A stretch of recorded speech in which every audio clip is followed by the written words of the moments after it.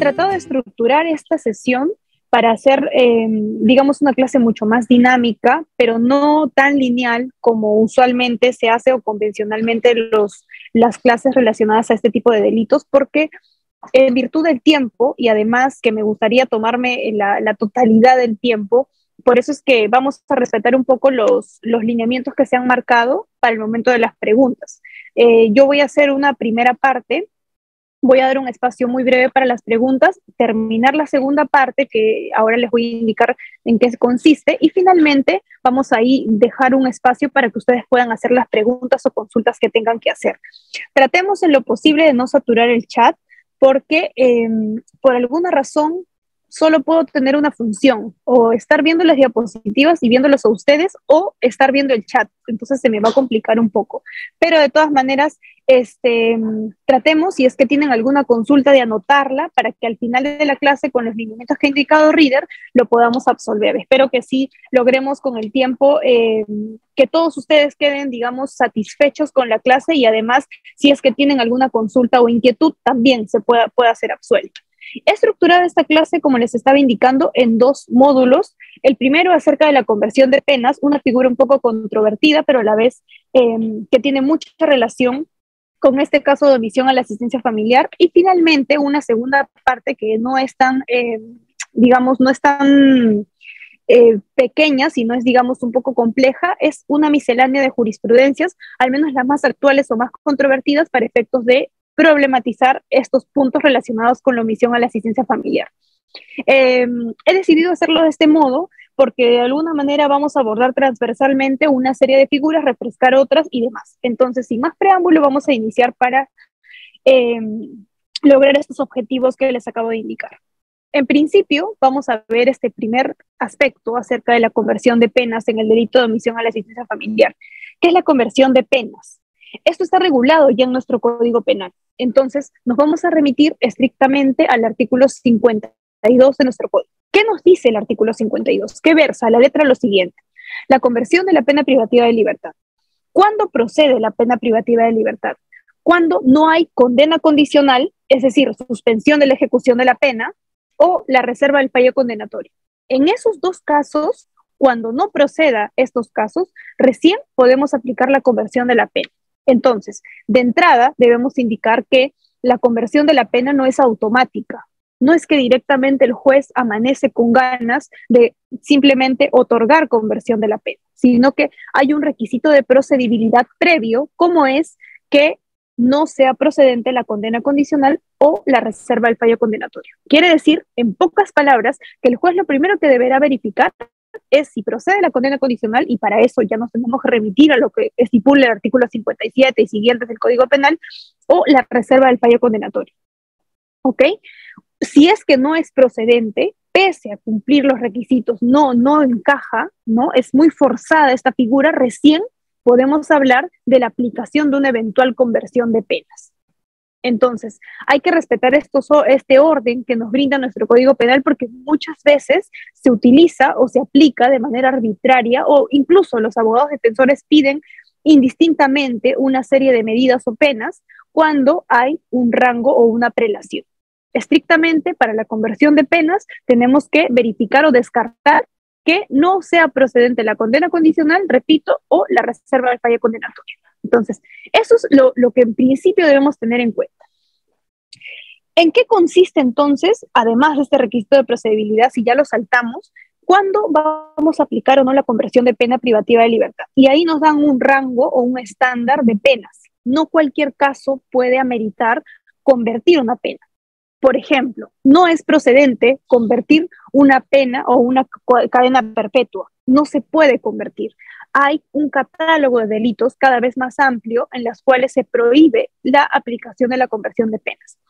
La conversión de penas es una figura que se ha creado en un contexto de descongestionamiento carcelario, porque se entiende, o el legislador entiende, que no todos los casos constituyen los denominados delitos graves, y por tanto no ameritan una pena de prisión, la pena privativa de libertad efectiva.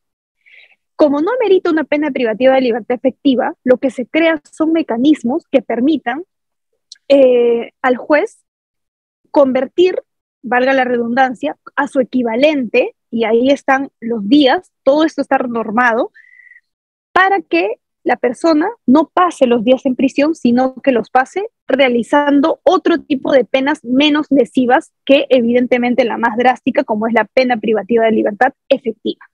Entonces, en pocas palabras, lo que hace el legislador aquí es regular un mecanismo de descongestionamiento denominado a través de una conversión, porque este es un análisis o un procedimiento matemático en el cual se varían o se tratan con equivalentes. Por ejemplo, vamos acá, nos dice, podrá convertir la pena privativa de libertad no mayor de 2 años en otra de multa, o pena privativa de libertad no mayor de 4 años en otra de prestación de servicios a la comunidad, o limitación de días libres en razón de un día de privación de libertad por un día de multa.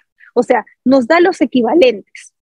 Ya no vas a estar un día en prisión, sino ese día la vas a realizar realizando jornadas de prestación de servicios a la comunidad, entre otros. Entonces, esto no es procedente para cualquier delito, repito, o para cualquier caso. Hay un catálogo cerrado de delitos.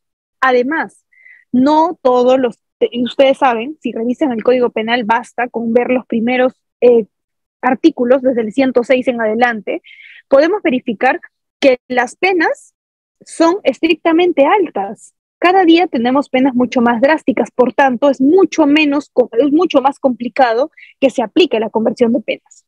Se aplica para casos, digamos, o delitos menores, considerados delitos menores, o delitos con penas menores, como por ejemplo el delito de omisión a la asistencia familiar.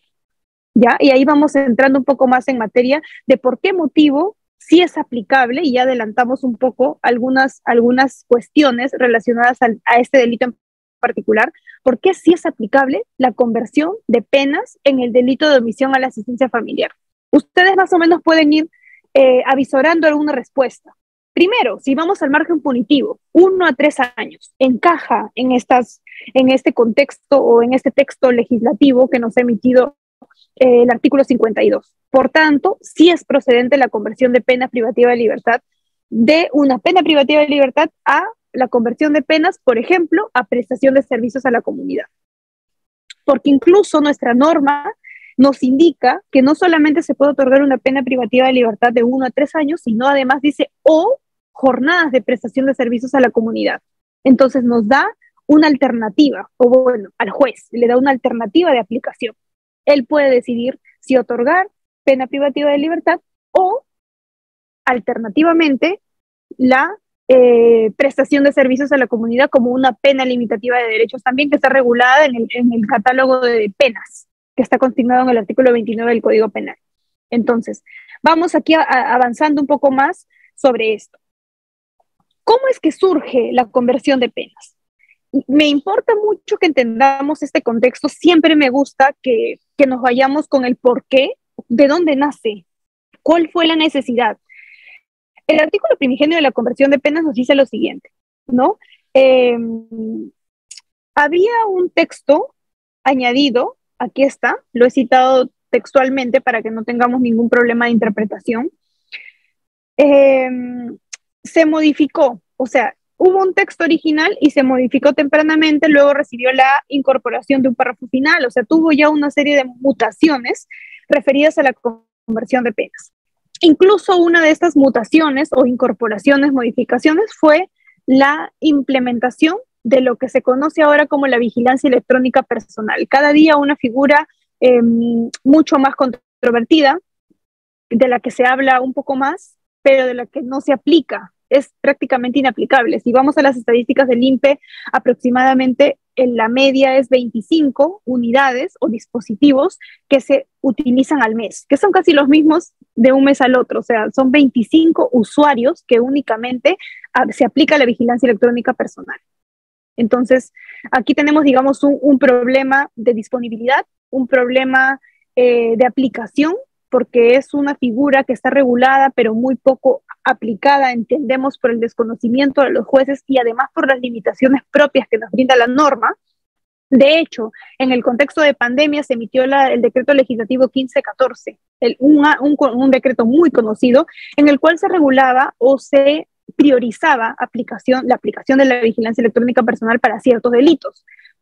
Pero si vamos a la parte de improcedencia, que es casi mi parte favorita, porque de hecho, si vamos a la parte de improcedencia, podemos verificar que casi ningún delito de los que estaban, de las personas que se encuentran privadas de libertad, procedería. Entonces es una norma que también deviene en letra muerta, ¿no? Entre otras modificaciones que se hicieron en pandemia con el fin de descongestionar las cárceles, pero si vamos a la realidad, no eran aplicables. También se entiende el contexto, no es que vamos a descongestionar o con el fin de descongestionar las cárceles, vamos a simplemente,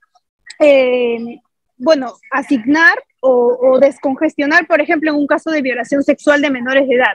No es procedente. Por tanto, es importante tener en cuenta que existe y por esa razón está fundamentado y justificado estos problemas o estas causales de improcedencia. Eso está totalmente claro.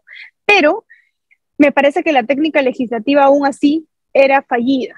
Fallida porque si bien quería descongestionar, lo que hizo fue no hacerlo. O sea, no lo logró. En todo caso, fue una norma que se realizó para simplemente ser populista, pero no se aplicó en la realidad. Cuando yo considero que habían delitos que sí, o habían casos excepcionales en los que sí se podría aplicar, ¿no? Habían personas, por ejemplo, que se encontraban privadas de su libertad, efectivamente, obviamente, sin ser reincidentes y sin ser habituales, que estaban en prisión, sin embargo, podía descongestionarse, podían no haber estado, podía haberse aplicado una pena alternativa antes de ir a prisión. Sin embargo, por alguna razón, se los había impuesto una pena de prisión, ¿no?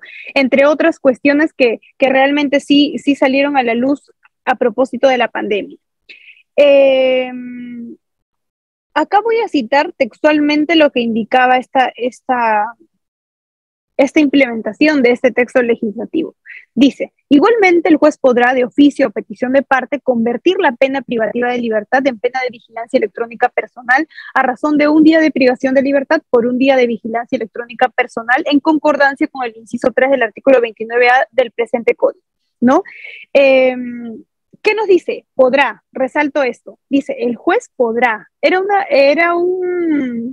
no era una norma imperativa, sino que era facultad del juez poder convertir la pena privativa de libertad en vigilancia electrónica personal, es decir, aplicar la conversión de penas a razón de un día de privación por un día de vigilancia electrónica personal en concordancia con el artículo 29A del presente código.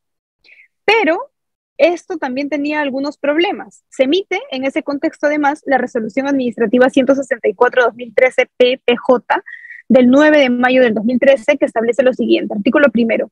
Invocar a todos los jueces penales para que en el cumplimiento de sus funciones, en todos aquellos delitos cuyo extremo mínimo no supere los 4 años de pena privativa de libertad, que es lo que indicaba la norma, consideren preferentemente, y aquí viene lo controvertido, la aplicación de la pena limitativa de servicios a la comunidad, es decir, imponer una pena de prestación de servicios a la comunidad o limitación de días libres frente a la condicionalidad o suspensión de la pena. ¿Qué opinan sobre esto? Una resolución administrativa del Poder Judicial invocaba, exhortaba, solicitaba a los jueces penales que apliquen primero, preferentemente, la pena de limitativa de prestación de servicios a la comunidad o limitación de días libres antes de la condicionalidad o suspensión de la pena. ¿Qué opinan de esto? Revisemos nuevamente la norma, la ley.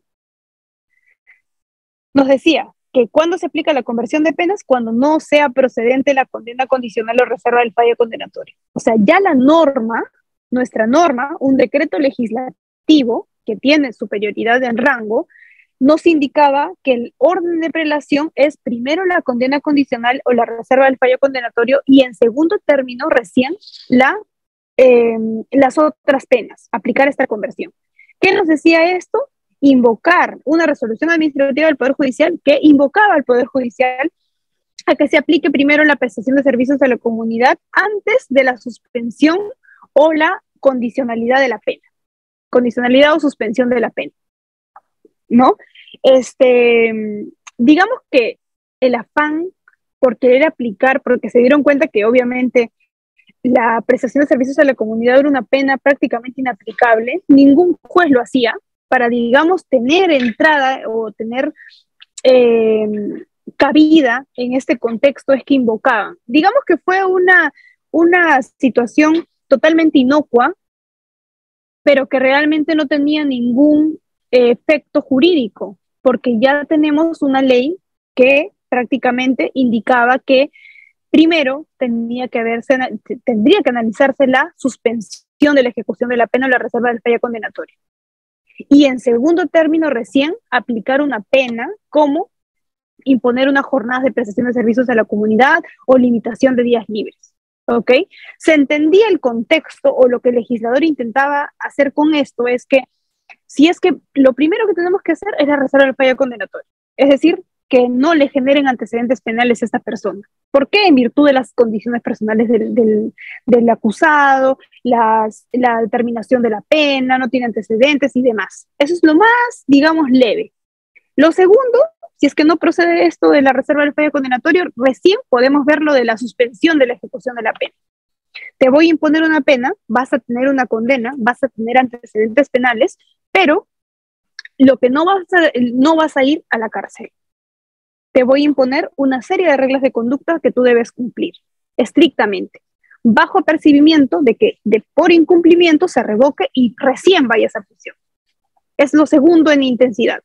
Y lo tercero, recién, según esta norma, es que te decía, como no procede la reserva del fallo, como no procede la suspensión de la ejecución de la pena, lo que voy a hacer es condenarte, pero no es que vas a ir a firmar, no te voy a imponer reglas de conducta, no, porque no procede para ti. Lo que voy a hacer contigo es mandarte a hacer jornadas de prestación de servicios a la comunidad. Vas a ir a barrer las calles, vas a ir a apoyar en algunas situaciones de construcción, vas a apoyar a las municipalidades, etcétera. Vas a hacer jornadas de prestación de servicios a la comunidad, trabajo gratuito al Estado por un periodo de tiempo. No vas a ir a prisión, pero vas a hacer estas jornadas de prestación de servicios a la comunidad. Era lo tercero en intensidad. O su análogo, limitación de días libres. ¿Qué es la limitación de días libres? Básicamente era ir a escuchar charlas educativas, formativas, en algunas instituciones propias que te orientaban para para la pena o el delito que se le había impuesto. Esto ya es algo más personalizado, digamos. Pero ese era el rango de prelación. Pero ¿qué nos sale ahora? ¿Qué nos sale esa resolución administrativa? Sin entender básicamente este contexto o lo que ya estaba regulado, nos decía en el 2013, lo que van a hacer ustedes jueces es preferentemente imponerles las jornadas de prestación de servicios, antes incluso que la suspensión de la ejecución de la pena. ¿Qué opinan sobre esto? ¿No? Digamos que en alguna medida, para algunos casos podría ser acertado, pero la norma ya estaba clara con esto. Entonces, una resolución administrativa, aún del Poder Judicial, no puede saltar o no puede superar lo que ya indica una norma con rango de ley, como es un decreto legislativo. Ahora, más adelante incluso, esta circular que estimula o invoca a los jueces a nivel nacional la aplicación preferente de las medidas alternativas de prisión, es una iniciativa interesante, ¿no? Porque digamos que en un poder judicial de corte inquisitivo, ¿no? Cuando antes teníamos un modelo de corte inquisitivo, la regla era imponer penas de prisión, que ahora nos diga que invoca a los jueces que se aplique alternativamente estas penas, también es un avance, pero un avance que no tenía efectos legales o no tendría efectos legales porque la norma es clara, al indicar que primero se va a verificar la suspensión de la ejecución de la pena o la reserva del fallo condenatorio y en segundo término recién estos aspectos de la conversión de penas. Entonces, como acá se indica, ¿no? En esta reflexión no se puede obviar el límite legal que ya nos establece el artículo 52 del Código Penal. O sea, esto ya está regulado. No hay más que discutir porque ya sería contra ley que nosotros hagamos una interpretación y se cambie el orden de prelación. Entonces, básicamente, esta es la situación o el contexto en el que nace, ¿no? Un poco confuso esta figura o cómo se quiso aplicar en nuestro país. Miren, estamos hablando en el 2013, ¿no? En el 2013. Ahora, ya entrando en materia, porque ya entendemos un poco el contexto de en qué significa esta conversión de pena, eh, ahora lo que corresponde es entender o verificar qué nos dice propiamente la conversión de penas en el contexto estricto del delito de omisión a la asistencia familiar. Para eso es importante revisar y escudriñar a detalle lo que indica el decreto legislativo 1459 que se emite en un contexto de pandemia. No sé si ustedes recuerdan que en pandemia, además de este 1514, 1513, se emitió el decreto supremo 4/2020, una serie de decretos supremos, decretos legislativos con miras a descongestionar las prisiones, porque también se entendía la prisión como un foco central de contagio del COVID-19. Recuerden ustedes, lamentablemente, que hemos tenido muchas pérdidas, ¿no? No solamente en la prisión, o sea, en general, pérdidas humanas gravitantes a raíz de este problema de la pandemia, el COVID-19. Y en ese contexto, entre otras reformas que se hicieron en el sector salud, en el sector educación y demás, cuando ya hablamos en aspectos de justicia, el Ministerio de Justicia también hizo algunas modificaciones. Estrictamente me voy a centrar en el delito de omisión a la asistencia familiar justamente por un tema de especialidad que estamos viendo en este diplomado. Entonces, en ese contexto de pandemia, el decreto legislativo clave que tenemos que analizar es el 1459. Este decreto introdujo algunos cambios. Ya teníamos, digamos, alguna situación anterior que ya lograba o ya entendía que había un problema con este delito. Y ahora lo vamos a ver. Pero quiero empezar por la parte final, porque es, digamos, lo más actual. Este decreto 1459 lo que hizo fue modificar los artículos 3 y 4 del decreto legislativo 1300. Y aquí ya me adelanto un poco. Digamos que el decreto primigenio que habla acerca de la conversión de penas es el 1300. Este decreto que se emite en el año 2016. Ya vamos a situarnos en el tiempo. En el 2016 tenemos una norma básica o la primigenia, que es el decreto legislativo 1300. Hay una modificación con un decreto de urgencia 008-2020 y luego viene el decreto legislativo 1459, que es este. Estrictamente, este decreto modifica el artículo 3 y 4 del decreto legislativo 1300, que regula el procedimiento especial de conversión de pena privativa de libertad por penas alternativas. Este 1300 regula la conversión de penas para muchos delitos, entre ellos la omisión a la asistencia familiar, ojo, pero el 1459 en estricto modifica estos 3 y 4, que son requisitos de procedibilidad, procedencia, para el caso de omisión a la asistencia familiar. Voy a entrar un poco más en contexto, pero me gustaría que tengamos en cuenta este antecedente legislativo porque así es que vamos a poder comprender con mucho mayor, un aspecto mucho más amplio, la problemática o el sentido de la norma, de por qué se implementó, por qué se modificó, en qué contexto, ya lo estoy explicando. Entonces, repito, 1300 es el decreto que regula el procedimiento de conversión de penas para muchos delitos, ¿no? Principalmente acá estamos hablando de penas alternativas en ejecución de condena. Quiere decir que una persona está privada de su libertad. No estamos hablando de conversión de penas antes de la emisión de una condena. Estábamos hablando, y les repito, que es por este contexto de descongestionamiento carcelario, no de la pandemia, porque el 1300 es del 2016. Y ustedes saben que nuestro problema de hacinamiento no es de ahora, no es de la pandemia, no es del 2016, es de mucho antes. De hecho, a raíz de un caso, un expediente en el 2014, se declaró en el 2020 el hacinamiento carcelario como un estado de cosas inconstitucional y se le otorgó al INPE el plazo de 5 años para reestructurar el sistema penitenciario. Un plazo que, digamos, es absolutamente utópico de que se pueda reformar. Pero el contexto es que nosotros estamos el hacinamiento carcelario es una problemática que nos aqueja de antaño, no es de ahora. Entonces, este decreto 1300 se hace con ocasión al descongestionamiento en general, y por esa razón se indicaba o se había propuesto un procedimiento especial de conversión de penas. Un procedimiento especial de conversión de penas que lo que hacía era asimilar una pena privativa de libertad y la convertía a su equivalente en una pena alternativa. ¿Qué penas alternativas teníamos? Tenemos la prestación de servicios a la comunidad, por ejemplo, la primera, la limitación de días libres, o ahora la vigilancia electrónica personal. Digamos que ahí tenemos alternativas a la pena privativa de libertad. Y este decreto 1300, que era famoso por eso, recuerdo que lo estudié cuando estaba en la universidad, con mucho ánimo, porque se emite en un boletín o una serie de decretos legislativos que emite PPK. Yo recuerdo que un día llegué al estudio donde me tocaba practicar y había, si no me equivoco, como 10 decretos legislativos que se habían emitido ese mismo día.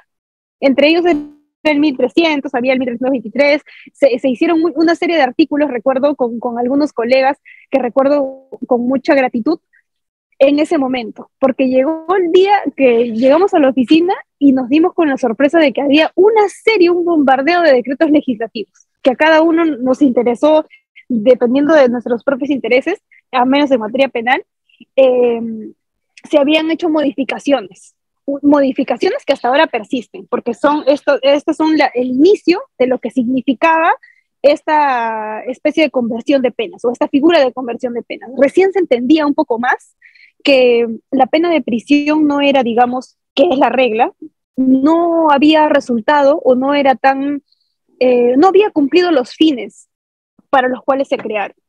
Y era necesario, o más que necesario, implementar medidas alternativas a la prisión.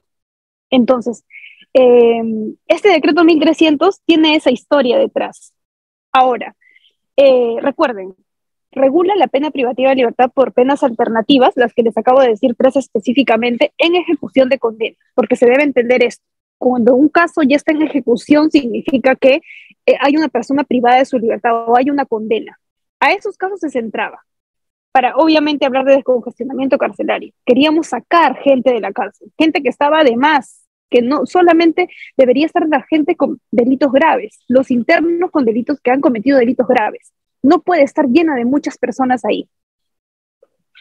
Ahora, ¿cuál es el objetivo central? Efectivizar la aplicación de la conversión automática de la pena para personas condenadas por el delito de omisión a la asistencia familiar. Ya esto viene en el decreto legislativo 1459, que se hace ya con ocasión de la pandemia, ¿no? Como les digo, el 1300 es la base para el descongestionamiento en general, pero se modifica el 3 y el 4, ahora les voy a decir en qué extremos, estrictamente para el delito de omisión a la asistencia familiar en el marco de la declaratoria de emergencia sanitaria a nivel nacional.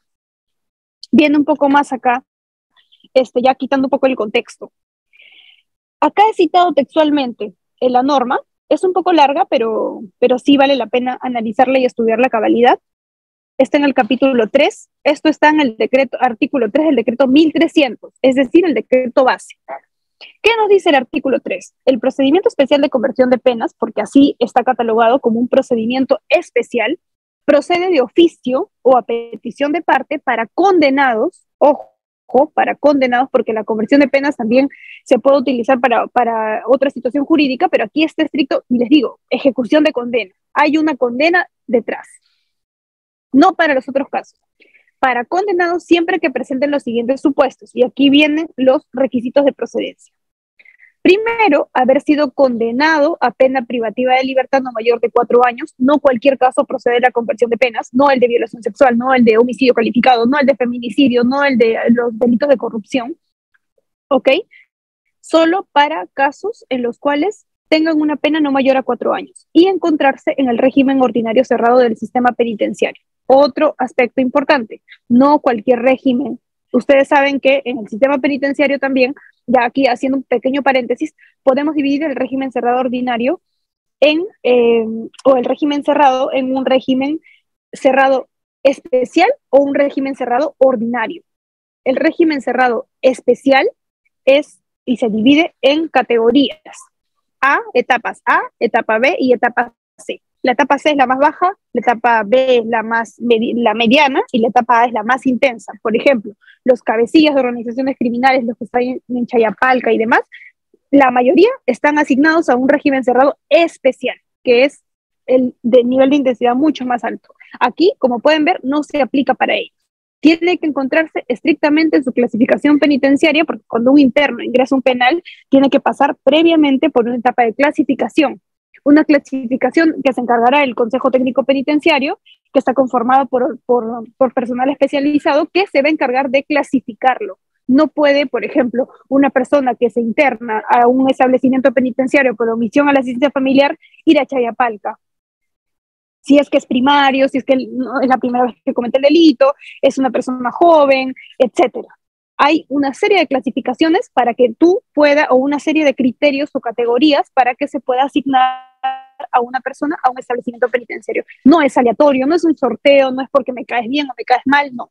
Hay un test que se rellena y se puntúa, y en virtud a un rango se asigna al penal que corresponde. Esto no es aleatorio, ya. Entonces, lo que nos indica acá es que no es cualquier régimen cerrado que se tenga que organizar o que internar a una persona, que deba estar esa persona. No puede acceder a la conversión de penas, como les digo, aquel que está en un régimen cerrado especial, sino tiene que ser ordinario. Entonces, ahora el ordinario, si nos vamos al ordinario, digamos que es en etapa de intensidad un poco menor, pero aún así tiene subclasificaciones. Se clasifica en etapa de mínima seguridad, mediana seguridad y máxima seguridad. Seguramente lo han escuchado porque es lo más conocido. Es la mayoría el grueso de la población penitenciaria se encuentra clasificado en el régimen ordinario cerrado o régimen cerrado ordinario. Mínima, mediana y máxima seguridad. Acá nos dice, no nos hace distinción o no nos hace ninguna limitante, sino nos dice régimen cerrado ordinario o régimen ordinario cerrado. El orden ahí no hay problema. Del sistema penitenciario. Quiere decir que incluso personas de máxima seguridad, pero que no haya sido condenado a más de 4 años, puede acceder a la conversión de penas. Pero ojo, no hay que emocionarnos solo con eso. Vamos a leer completo. El B, haber sido condenado a pena privativa de libertad no mayor de 6 años, ese es el segundo supuesto, y encontrarse en la etapa de mínima seguridad del régimen cerrado ordinario del sistema penitenciario. Es el otro supuesto. Hay otra combinación. La primera combinación, digamos, es no menor de 4 y encontrarse en el régimen cerrado ordinario. O sea, puede ser mediana, mínima o máxima. Pero en el segundo supuesto es haber sido condenado a una pena no menor de 6 años, porque ya estamos hablando de algo más drástico, no menor de 6, ya no de 4, pero que tienes que encontrar en la etapa de mínima seguridad del régimen ordinario cerrado. Como les digo, acá ya solamente se limita a la mínima seguridad, no máxima, no mediana, solo mínimo. Entonces, aquí sí hay que ser muy rigurosos con la textualidad o literalidad de esta norma para acceder a la conversión de penas, ¿ok? Ahora, ¿qué más? Tampoco hay que emocionarnos porque ahí no termina, siempre hay que leerlo todo completo. Y las letras pequeñas mucho más. Lo último, ahí puede estar algunas cuestiones adicionales. El procedimiento especial de conversión no procede, aquí está la traba, para condenados que, no obstante de encontrarse en los supuestos señalados en el artículo anterior, se encuentren bajo las siguientes modalidades delictivas. Y aquí nos hace un catálogo de delitos que declara improcedente, pese a cumplir incluso, nos dice, estas causales de la A y B. ¿Cuáles son?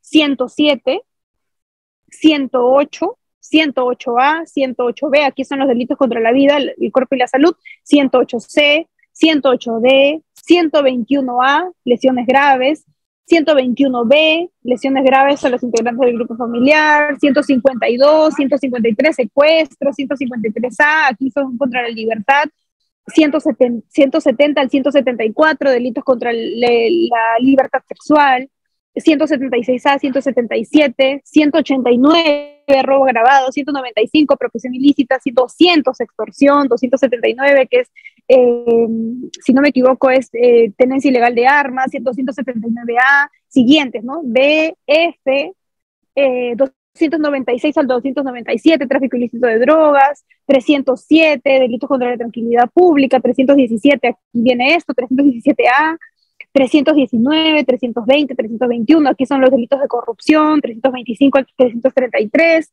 382, 383, 384, colusión, 387, peculado, 389, y así, ¿no? 393, todos estos son los cohechos domésticos, 397A, 394, 395, 396, seguimos con los cohechos, 397, 397A, 398, 399, siguen todos estos delitos de corrupción, 400, tráfico de influencias, 401, negociación incompatible del Código Penal. O sea, ya nos hace un catálogo cerrado, pese a que la pena sea tal, pese a que has cumplido el requisito A o el requisito B, también hay que observar que no sean estos delitos. ¿Ok? También ese es otro criterio que el legislador ha advertido así. ¿Qué más dice? Condenados por delitos tipificados en la ley 25.47.5, condenados por delitos cometidos como miembros o integrantes de una organización criminal, como les decía, ellos principalmente están clasificados en el régimen cerrado especial, no ordinario. Entonces no puede haber incompatibilidad o antinomias legales. Por ese motivo es que el legislador ha tratado de cerrar o limitar mucho la aplicación de esta figura de conversión de penas. Ahora, o como persona vinculada que actúa por encargo de ella. La ley 25.47.5 es la ley de terrorismo, luego sigue integrante de una organización criminal, que es la ley 30.077, muy conocida, y esto, vamos aquí. Seguimos, la siguiente parte. No quiero cansarlos con esto, pero me parece relevante analizar la estructura general, porque ustedes al momento de que alguien les consulte relacionado a la conversión de penas, tenemos necesariamente que seguirnos a la norma. Y la norma, bien o mal, es amplia aquí. ¿Qué nos dice adicional a esto? Tampoco procede cuando se trata de condenados que revistan cualquiera de las siguientes condiciones. A, tener la condición de reincidente o habitual. B, que su internamiento sea consecuencia de la revocatoria previa de alguna pena privativa de pena alternativa a la privativa de libertad, beneficio penitenciario, reserva del fallo condenatorio, suspensión de la ejecución de la pena de libertad, privativa de libertad. Entonces, primero, condición de reincidente o habitual no procede. Segundo, que su internamiento sea consecuencia de una revocatoria. O sea, si a mí me revocan la pena porque incumplí, por ejemplo, en la suspensión de la ejecución, a mí me habían dictado una pena suspendida. Yo ya no voy a prisión, pero al imponerme una pena suspendida, me dan unas reglas de conducta, una serie de reglas de conductas, entre ellas el pago de la reparación civil o el pago de pensiones de vengadas. Ya me adelanto un poco y ya deben ustedes más o menos entender la postura que ha adoptado la Corte Suprema en los últimos pronunciamientos acerca de esta figura controvertida de la revocación, de la revocatoria de la suspensión de la pena, ¿no? Trabalenguas, pero en realidad lo que indica es que, primero, la revocatoria de la suspensión de la ejecución de la pena significa que va a haber una pena suspendida, una suspensión de la ejecución de la pena, que ya les acabo de indicar, no me mandan a prisión, pero me imponen o me condenan a una pena suspendida, para lo cual me imponen reglas de conductas estrictas que yo debo cumplir. Frente al incumplimiento de estas reglas de conducta procede la revocatoria. Aquí estamos hablando ya de revocatoria de la suspensión de la ejecución de la pena. Pero la pregunta del millón es, ¿existe la revocación de esta revocatoria de la suspensión de la pena? Lo vamos a ver más adelante en un pronunciamiento que ha emitido la Corte Suprema. El ponente fue el doctor Sequeiro Vázquez. Sequeiro, en el cual brindan la Corte Suprema un análisis minucioso y un criterio que digamos es compartido por la doctrina mayoritaria también acerca de esta situación o esta figura de la revocación, de la revocatoria de la suspensión de la ejecución de la pena. Pero más o menos nos adelantamos con esto, ¿no? Acá la norma dice que no procede cuando, o la conversión, cuando estamos hablando de la revocatoria previa de alguna pena alternativa. Alguna pena alternativa como, por ejemplo, no cumplí la prestación de servicios a la comunidad, me revocan, no procedería y ya me mandan a prisión, yo no voy a pedir de nuevo la conversión de penas. No procede así. Esto no procede de esa manera. Segundo, beneficio penitenciario. Me dieron la libertad condicional o la semilibertad y me sometieron a reglas de conducta. Yo las incumplí también. Tampoco procede. Recuerden, hay una base en común acá, el incumplimiento. O sea, cuando hay incumplimiento, estamos hablando de que no procede la conversión. La reserva del fallo condenatorio también. Incumplí las reglas, por lo tanto, me revocan. Suspensión de la ejecución de la pena, el caso que les acabo de indicar también. O sea, hay que ver también en estricto estas causales. Ese es el artículo 3, el famoso artículo 3 que es amplio, pero a la vez que nos brinda aquí todos los ingredientes para analizar si es que procede el procedimiento especial de conversión de penas. ¿Qué otro, cuál es la modificación entonces del artículo 3? Aquí está. Este artículo 2, aquí está confuso, pero así lo han hecho, el legislador lo ha hecho no de una manera con una técnica tan atractiva, pero vamos a tratar de descifrar un poquito esto. Artículo 2 dice, modificación del artículo 3 del decreto anterior que les acabo de relatar, el amplio decreto legislativo que regula el procedimiento especial de conversión de penas privativa de libertad por pena alternativa en ejecución de condena. ¿Qué nos dice? Modifíquese el artículo 3, decreto legislativo, ya los acabo de indicar, ¿no? Que regule el procedimiento especial de conversión de pena privativa de libertad por penas alternativas. Entonces, es importante acá esto, ¿por qué? Porque nos da una modificación, nos dice, modifíquese este artículo, ¿en qué extremo? No todo, ya no les voy a leer todo el artículo, y felizmente aquí el legislador nos ha hecho una ayuda, nos ha dicho, este corchete que ven acá, es todo lo que ya les acabo de leer, pero le agrega un párrafo, dice, la pena, a todo lo que ya les he indicado, agreguen lo siguiente.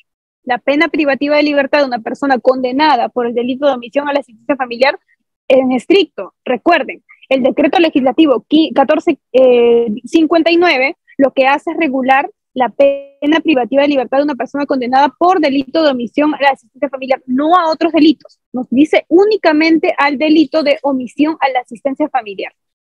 Puede convertirse automáticamente, y acá viene la famosa figura de la conversión automática de la apreciación de la conversión automática de la pena en una pena alternativa con la sola certificación del pago íntegro de la reparación civil y la deuda alimenticia acumulada hasta el momento en que solicitan la conversión. Importante, algunas cosas particulares.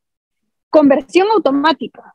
Recuerden, y acá les voy a poner un poco en contexto porque no es que les voy a desarrollar todo el decreto 1300, sino lo que nos concierne a lo relativo a omisión a la asistencia familiar. Pero para también que ustedes entiendan, este decreto 1300, que acá están las causales de procedencia, en pocas palabras, era un procedimiento especial, pero que se analizaba o se discutía a nivel de un juicio, o un juzgado. Es decir, el Poder Judicial intervenía en esto.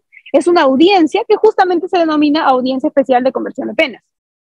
Es una audiencia que se solicitaba ante el juez, evidentemente, el juez que había condenado, el juez de ejecución. Este juez de ejecución era el encargado de decidir si es que procede o no la conversión de penas. Y tenía el mayor de los sentidos. Entonces, recuerden, es una audiencia. Cumplo estos requisitos y voy a la audiencia. Pero ¿qué nos dice acá la modificación en el contexto de pandemia? Y entendamos, por ese motivo es importante la historia acá. Nos dice conversión automática. O sea, ya no va a haber un juez. La pregunta es la siguiente, ¿no? Aquí surgen muchas preguntas. Entonces ya no va a intervenir un juez, es automático. ¿Qué debo tener de requisitos para que sea automático? Dice, convertirse automáticamente en una pena alternativa con la sola certificación del pago íntegro de la reparación civil. Certificación. Entonces, quiere decir que es automática, no va a haber audiencia, pero necesitamos que alguien certifique el pago íntegro de la reparación civil. ¿Quién certifica? El juez. Vamos a ver, entonces, sí va a intervenir el juez, pero ya no en una audiencia. Entendamos el contexto, repito, pandemia. No vamos a estar de audiencia en audiencia cuando la gente está que se muere, cuando el Poder Judicial está, entre comillas, inactivo, no hay, nuestro sector de justicia y de salud y todo está colapsado. Entonces, estaban brindando una alternativa con este decreto 1459. Dice, con la sola certificación del pago íntegro, remarcamos íntegro, no parcial, íntegro de la reparación civil, y no solo la reparación civil, sino y la deuda alimenticia acumulada, los devengados, hasta el momento en que se solicita la conversión. Estas dos eh, estos dos pagos que se hacían, y certificados evidentemente por un juez, habilitaban la conversión automática de la pena. Así era, pero ojo, únicamente para el delito de omisión a la asistencia familiar. Hay que resaltar eso, no procede para otros delitos. ¿Qué más? La certificación del pago se realiza ante el juez sin mediar el desarrollo de la audiencia. Ahí están algunos interrogantes que surgían, acá estaban respondiendo, a la que se hace referencia en el artículo 6, que es la que yo les acabo de decir, el antecedente, en la que sí había una audiencia, sí se tenían que reunir requisitos y demás, ¿no? Para estos supuestos no es aplicable el literal B del párrafo anterior. Entonces, ya. Esta es la situación en la que nos encontrábamos en este momento de la pandemia. Se emite esta diferenciación, digamos. ¿Ok? Hay que tener en cuenta esto porque es importante. ¿Qué más? Vamos a pasar a esta siguiente diapositiva.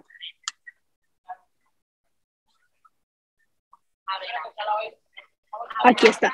Artículo 4 del decreto legislativo. Porque, miren, vamos nuevamente acá. Modificar los artículos 3 y 4 del decreto 1300. Entonces hay que tener acá este marco de atención. 3 y 4. Entonces vamos, el 3 ya lo hemos desarrollado, vamos al 4. Este es un poco más pequeño, así que es importante tener en cuenta esto. Artículo 4, requisitos. El 3 era procedencia, aquí está, el 4 es requisitos. Textualmente también.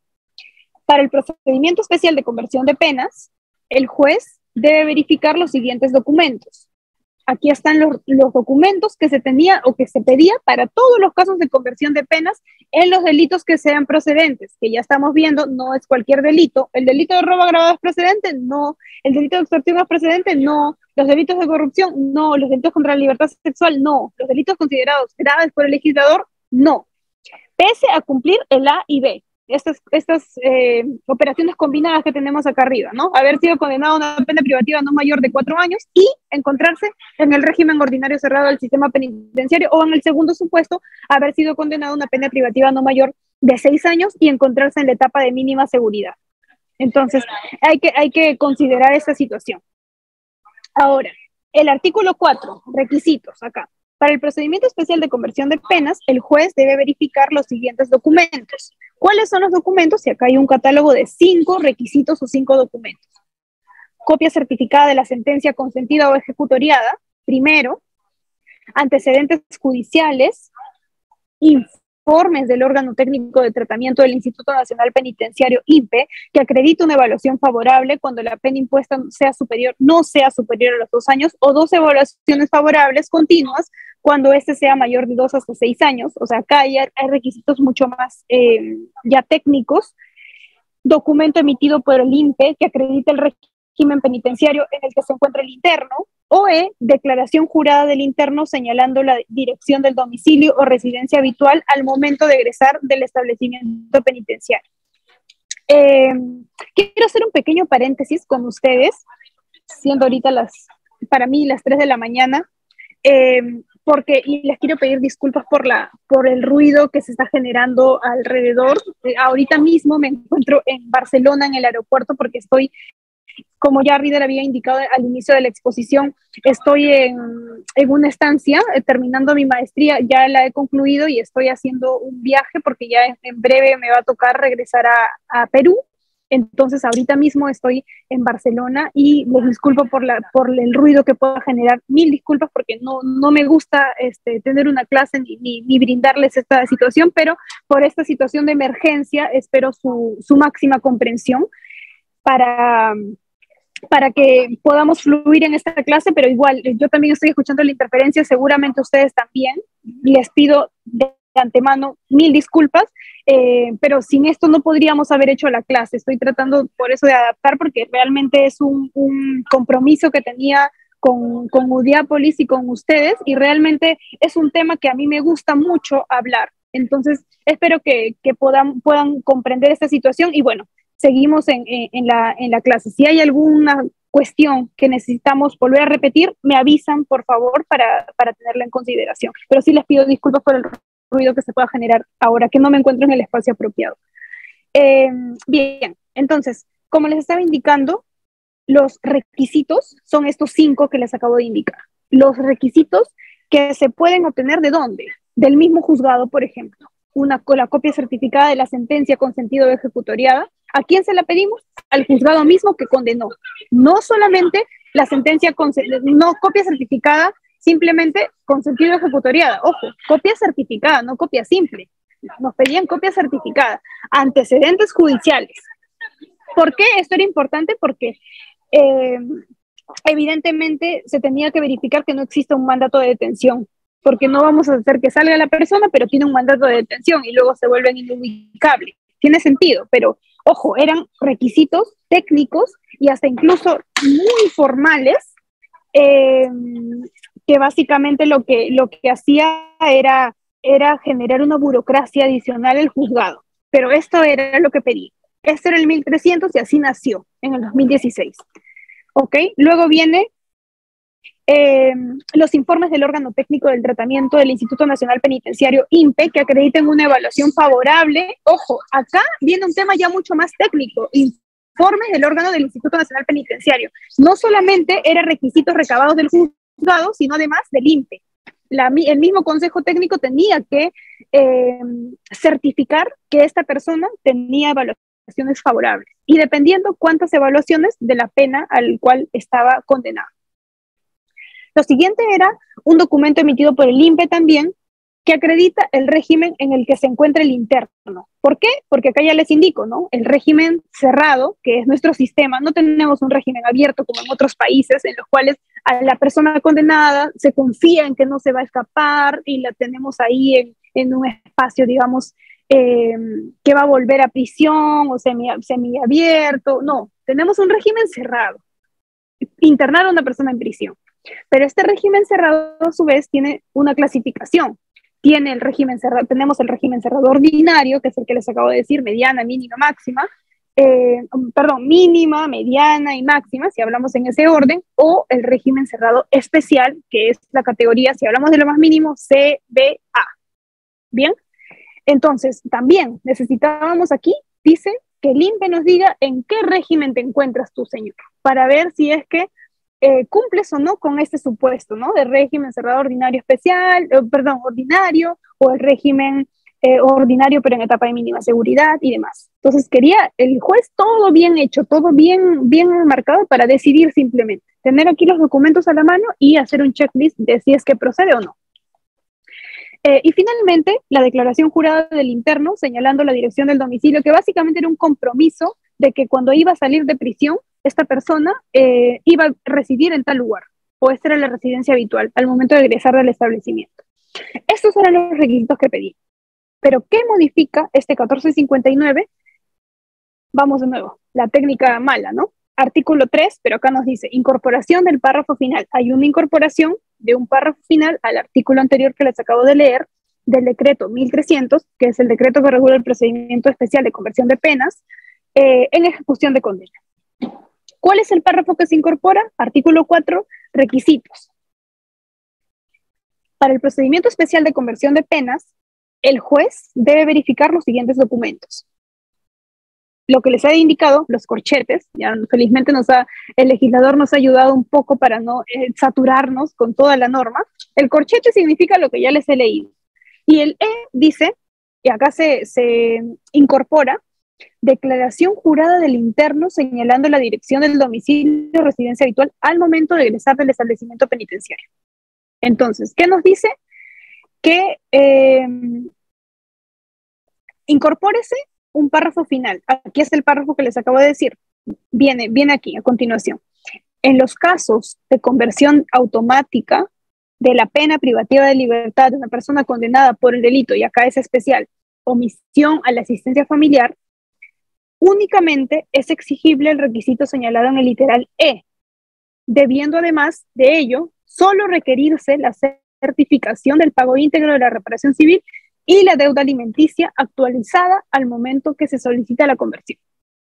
Entonces, nos dice, para omisión a la asistencia familiar únicamente, para los demás casos no, estos requisitos A a la D no me importan.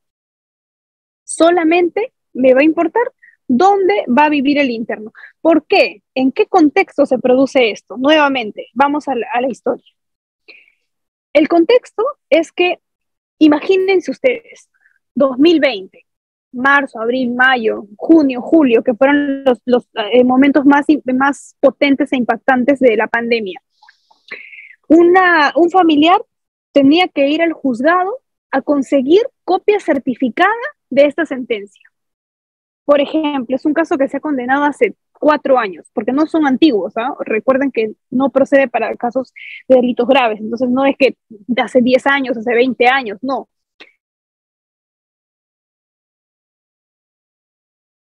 Juzgado si no está habilitada la modalidad física, la modalidad presencial. Más aún, ¿cómo conseguimos copias certificadas? Ni siquiera simple, la que a mí me dieron el día 1. Ustedes recuerden, o bueno, seguramente, o para que lo sepan también, cuando condenan a una persona, le dan además, cuando está en el interno o a su familiar, una copia certificada. La única copia certificada que va a tener. Las demás se tienen que pagar, pero la primera se la entregan a él en el mismo penal si es posible. Entonces, esta copia certificada de la sentencia, ¿cómo la obtengo o cómo voy a visitar a mi hijo al penal para que me dé el documento? Imposible. Estaba prohibida las visitas al penal. Segundo, ok, yo lo voy a obtener de mi modo. ¿Cómo pago una tasa? ¿Cómo voy al Poder Judicial si está inhabilitado? Si los especialistas o los jueces no pueden acudir a la sede de manera presencial.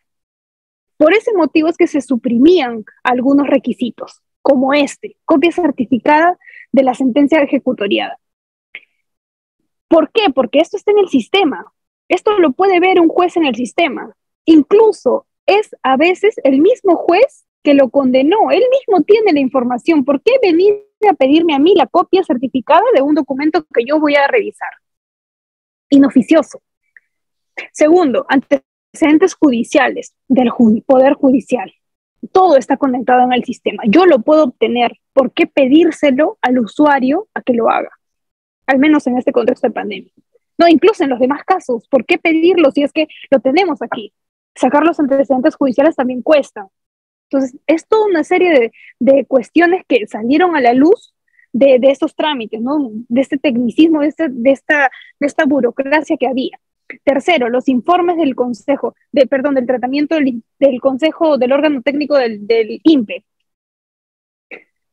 Los asistentes sociales, los psicólogos, no estaban trabajando.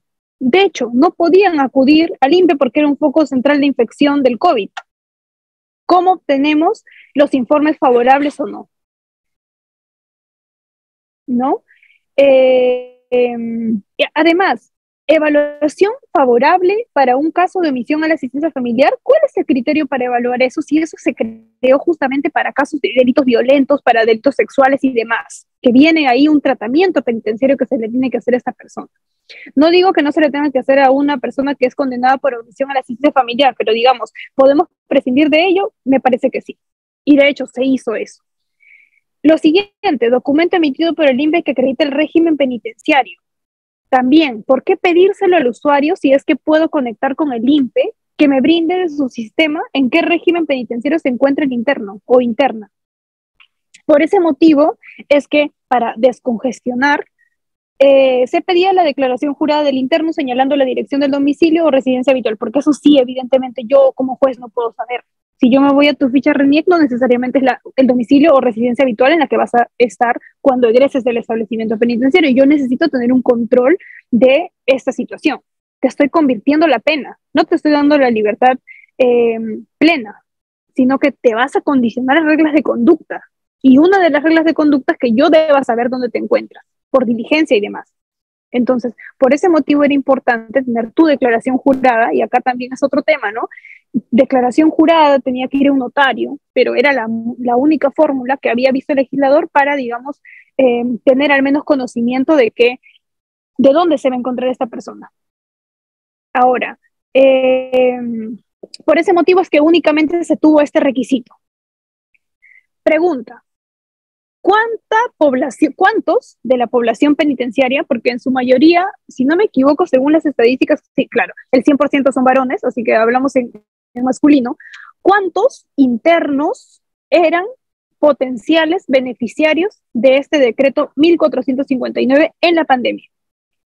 Si vamos a las estadísticas, porque recuerdo también que hicimos un artículo al respecto, 2.700 personas eran las beneficiarias de este decreto legislativo. 2.700 personas que era, si no me equivoco, el 0.3 del 100% de población penitenciaria. O sea, era un esfuerzo de descongestionar, pero ínfimo. Incluso era controvertido el hecho de pensar qué hacían estas personas en prisión. Algunos decían, ¿no? Ni siquiera deberían haber estos decretos legislativos porque para empezar ni siquiera han debido estar en prisión. Hay un trasfondo y una justificación que yo sí comparto, digamos de manera relativa, de que sí hay casos en los que amerita que estas personas vayan a prisión. No estoy a favor o no soy tan radical al momento de brindar una opinión en relación a estos casos, porque en omisión a la asistencia familiar, de hecho, si bien es una excepción a la prisión por deudas, está claro, la Constitución también indica, y es clarísima nuestra Constitución, y no sé si ustedes estuvieron en la clase anterior de la parte introductoria del delito mismo de omisión a la asistencia familiar, y ahí hablábamos, ¿no? De cómo es que surge el delito de la prisión por deudas y esta excepción a la prisión por deudas, y la Constitución es clara al indicar que sí, no existe prisión por deudas, pero la única excepción es salvo las obligaciones alimentarias, y que esto sí genera delito. Por lo tanto, está justificado que se prive de libertad a una persona cuando incumple las obligaciones alimentarias. Y ojo, esto es las reglas de determinación judicial de la pena. Si es que se cumple con ello, entonces procede la pena privativa de libertad efectiva. Así de sencillo, porque es una ecuación matemática en estos aspectos. Pero bueno, este es el contexto. Esto es lo que brinda esta modificación del 1459. ¿Ayudaba al descongestionamiento? Mínimamente, pero al menos digamos que puede ser un avance que hay que resaltar, al menos en este delito de omisión a la asistencia familiar. Muchos de la comunidad jurídica en general minimizaba estos avances porque consideraba que el delito de omisión a la asistencia familiar incluso era un delito que se había politizado este delito y que debería haberse quedado en temas civiles, ¿ya? Así que no era tan importante, pero incluso ha sido tan importante que si vamos a los últimos pronunciamientos de la jurisprudencia, incluso no sé si ustedes lo saben, hay casos en los que incluso se ha otorgado la extradición activa, es decir, Perú ha pedido a España, por ejemplo, que un condenado por omisión a la asistencia familiar vía cooperación internacional vaya a Perú. O sea, no es un tema menor. No es que el delito de omisión a la asistencia familiar es de bagatela, porque ya no está catalogado de esa manera. Recuerden, el usuario, el beneficiario, el sujeto pasivo es el alimentista. Entonces, en virtud del interés superior del menor, no es un delito tan insignificante como aparentaba al inicio, ¿ya? Pero bueno, vamos a centrarnos un poco más en esta modificación. Ya estamos claros con este contexto y tengamos en cuenta, solamente por el contexto de pandemia se decía que la declaración jurada del interno señalando la dirección del domicilio. Es lo único que se pedía ahora. Dice, ahora, ¿qué más? Debiendo además de ello solo requerirse la certificación del pago íntegro de la reparación civil y la deuda alimenticia actualizada al momento que se solicita la conversión. Hay una persona que ha levantado la mano, la doctora Nilda. En breve le voy a dar el pase, doctora, déjeme por favor concluir esta parte para no perder la hilación. Pero ya lo tengo acá me llegó el anuncio de la manito levantada. Vamos a ir cerrando este tema de la conversión para avanzar. Bien, ¿se encuentra vigente el decreto legislativo 1459? Esa es una pregunta también importante. Acá también hay otra doctora que está levantando la mano. Les pido, por favor, unos minutos más para ir cerrando este tema y que no se pierda la dilación, por favor. ¿Se encuentra vigente el decreto 1459? Ya les he dicho, se emitió en contexto de pandemia, pero ¿seguimos en emergencia sanitaria? Disposiciones complementarias finales. ¿Qué nos dice esta norma? Siempre también cuando ustedes revisen un decreto, vayan a las disposiciones complementarias y transitorias. ¿Cómo va esto? Aplicación inmediata. Dice, las disposiciones del presente decreto legislativo son aplicables a todas las solicitudes de conversión automática. Era pandemia. O sea, tenía que ser la aplicación inmediata, ¿no? De personas condenadas por el delito de omisión a la asistencia familiar que a la fecha se hayan presentado ante las autoridades judiciales, independientemente de la etapa en que se encuentren y siempre que favorezcan al solicitante. La aplicación era inmediata. Segundo, normas complementarias. Autoriza al INPE emitir dentro del plazo de vigencia de emergencia sanitaria a nivel nacional y conforme al ámbito de sus competencias, normas complementarias para la mejor aplicación del presente decreto. Nunca hubo, pero igual ahí quedó que se autoriza el INPE. Disposiciones complementarias transitorias, es lo más importante en aplicación aquí. Única, requisitos durante el periodo de emergencia. Durante el periodo que dure la emergencia sanitaria, a nivel nacional, declarada por Decreto Supremo 008-2020, que es cuando inició la pandemia, no se exigirá para los casos de conversión automática el requisito señalado en el literal E, dice, ¿no?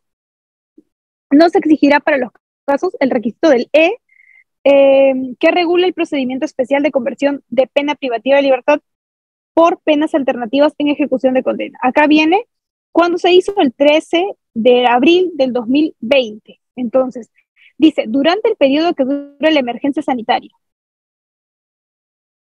Ahora, siguiente. ¿Continuamos en estado de emergencia sanitaria? ¿Qué nos dice el decreto Supremo 3-2023? Que es reciente. Prorroga aquí la declaratoria de emergencia. Dice, prorrogar a partir del 25 de febrero del 2023 por un plazo de 90 días calendarios la emergencia sanitaria. 25 de febrero, o sea, entra en vigencia el 26 de febrero del 2023 y vencimiento sería el 26 de mayo del 2023. Quiere decir que al 26 de mayo del 2023, no habiendo otro decreto que amplíe o prorrogue el estado de emergencia, ya habría concluido el 26 de mayo del 2023. Entonces, por lo tanto, este decreto ya no se encuentra vigente y nos ceñimos entonces a los requisitos que ya estábamos viendo con anterioridad, que son estos. El íntegro, los 5 requisitos, todo esto, ¿no? Acá. Siguiente. ¿Cuál es el antecedente? Ya les estaba diciendo, hubo un intervalo. Primero es el 1300, ahora tenemos el 1459, con esta excepción que es solamente durante el estado de emergencia, pero en el interín hubo un decreto de urgencia 008-2020, que no fue en pandemia, fue en el 2020, pero fue en enero. El 8 de enero del 2020, para ser precisos, o sea, pre-pandemia. Que avisoraba o aproximaba a esta modificación. Parece que tuvo aquí una proyección muy clara de que iba a venir una pandemia o algo así, o algo relacionado a la descongestión, pero de una manera mucho más aguda. Porque lo que nos decía este decreto de urgencia en el artículo 3 era ya un adelanto a la conversión automática de penas. ¿Qué nos decía específicamente? La pena privativa de libertad de una persona condenada por el delito de omisión a la asistencia familiar puede convertirse automáticamente en una pena alternativa si certifica ante el juez, certificación ante el juez, el pago íntegro de la reparación civil y la deuda alimenticia acumulada hasta el momento en que se solicita la conversión. Para este supuesto no es aplicable el literal B. Ok, nos dice, conversión automática de la pena, de una pena privativa de libertad a una pena alternativa, que puede ser la prestación de servicios a la comunidad, limitación de días libres, vigilancia electrónica personal, si certifica ante el juez el pago íntegro de la reparación civil y la deuda alimenticia acumulada hasta el momento que se solicita la conversión. Ese es el decreto de urgencia 008-2020. Decreto legislativo 1459, que fue ya en pandemia, 13 de abril del 2020. ¿Qué nos dice? La pena privativa de libertad de una persona condenada hasta aquí va igual. Puede convertirse automáticamente en una pena alternativa, coma, ya no es esa coma, dice, con la sola certificación del pago íntegro de la reparación civil y la deuda alimenticia acumulada hasta el momento en que se solicita la conversión. Hasta aquí lo mismo. La certificación del pago, y acá ya nos hace una tingencia, se realiza ante el juez sin mediar desarrollo de audiencia. Lo anterior sí era con audiencia. había una certificación, una conversión automática, pero había una audiencia desde el 1300. Pero acá nos dice claramente sin mediar desarrollo de audiencia, a la que se hace referencia el artículo 6. ¿Ok? Esa es la diferencia, pero ya digamos que el decreto de urgencia 008-2020 había avisorado esta problemática de descongestionamiento y en un afán de esta política es que implementa lo que se conoce como la conversión automática de la pena, que no es otra cosa más que una certificación por parte del juez de los requisitos de procedibilidad que se han cumplido. Porque recuerden, el delito de omisión a la asistencia familiar no hay mucho que analizar acá. Tenemos cuestiones muy concretas. Si se certificaba, decía, el pago íntegro, acá un punto importante, íntegro de la reparación civil, y por otro lado la deuda alimenticia, que son los devengados acumulados hasta el momento en el que se solicita la conversión. Acá también puede haber otro debate, ¿no? Porque cuando nosotros hablamos en beneficios penitenciarios acerca de la aplicación de la ley penitenciaria en el tiempo y demás, hay un debate aún inconcluso en cuándo opera desde cuándo opera el beneficio penitenciario, la norma penitenciaria en concreto. Por ejemplo, opera desde el momento en el que la sentencia es firme o, por ejemplo, opera desde que yo pido el beneficio penitenciario, que son momentos diferentes. Cuando queda firme puede haber una ley o cuando yo solicito, que puede ser un momento muy posterior, otra ley. ¿Cuál se aplica? Acá hay un conflicto de leyes penitenciarias en el tiempo y hay todo un debate, que eso será materia seguramente de otra clase, pero en concreto, acá ya nos absuelve toda esa duda. Nos dice hasta el momento en que se solicita la conversión. O sea, ya no hay debate acá. Nos dice únicamente la deuda alimenticia hasta el momento en que se solicita la conversión. Hasta aquí hacemos la liquidación de devengados. Esta liquidación que se ha hecho, si tú me la pagas completa, y además el pago íntegro de la reparación civil, te vamos a convertir automáticamente la pena. Esto lo certifica un juez, punto, y listo. Te vas. Eso era. ¿Ok? Bien, hasta acá es esta primera parte. Yo no quiero que me gane el tiempo. Voy a darles, no sé si Reader me apoyas con esto, si me falta avanzar jurisprudencia, porque si les doy el pase a las preguntas también nos podemos extender como ya nos ha pasado en cuestiones de tiempos, pero tal vez hacemos un par de preguntas, absolvemos un par de preguntas al menos de este primer punto para pasar a la jurisprudencia, que sí me gustaría dejarles porque he traído casi lo más actual que les puede ayudar o las cuestiones más controvertidas para analizar. Excelente, doctora, muchísimas gracias. Sabiendo que tenemos exposición a las 9 de la noche y el tiempo es limitado, entonces continuamos, Okay. doctora, y al finalizar ya podemos hacer algunas preguntas de los participantes. ¿Sí? Perfecto, Participantes para está que se bien. termine con la exposición, ¿correcto? Excelente. Les Listo. pido que vayan anotando sus preguntas para ser mucho más concretos y bueno, avanzamos para que no nos gane el tiempo porque sí me gustaría que abordemos este tema de la jurisprudencia actual que hay sobre omisión a la asistencia familiar en relación principalmente a los aspectos más controvertidos que pueda surgir de esta figura. ¿Ok? He traído tres sentencias para analizar. ¿Ok? La primera es la revisión de sentencia del nuevo Código 6-2019 Arequipa. Es muy conocida, pero me gustaría abordarla con ustedes. Del 16 de febrero del 2023, hace no muy pocos meses, pero en este año.